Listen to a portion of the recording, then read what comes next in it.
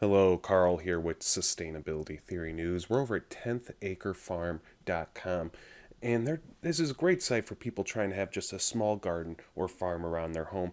And they have a good article here on want to be a micro farmer, 6 tips for success. They also talk about the 6 mistakes not to make. First one, don't plant a giant garden your first year. And there's many reasons for that. Not the least of which is you'll have so much food at the end if you did things right that you don't know what to do with it. But really, you can get distracted by certain types of crops, and others will be left by the wayside, put on the back burner, overrun with pests, mold, or maybe they wither away.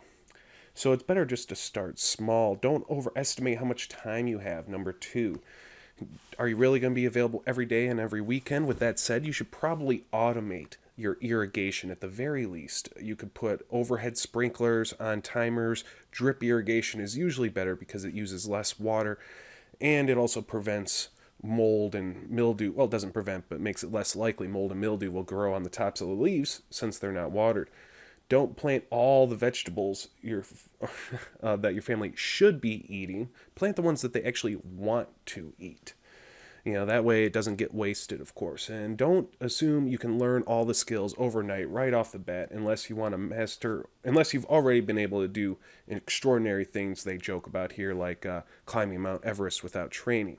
But it's true. Don't expect to be perfect at everything overnight. Expectations like that can really discourage you and break you down in the end. Don't go overboard with vegetable crops. Plant some fruits, plant some herbs. They talk about later in this article perennials. There's many herbs and spices that come back year after year, require very little effort, and on top of that, their strong odors repel many pests. So heck, herbs, spices, I think are great for beginners. And thou shalt not claim to have a brown thumb, because no one's born with inherent skills like gardening or farming. You have to learn them. So no one's born as a good gardener or as a bad gardener, just like no one's born a good business person or a bad business person.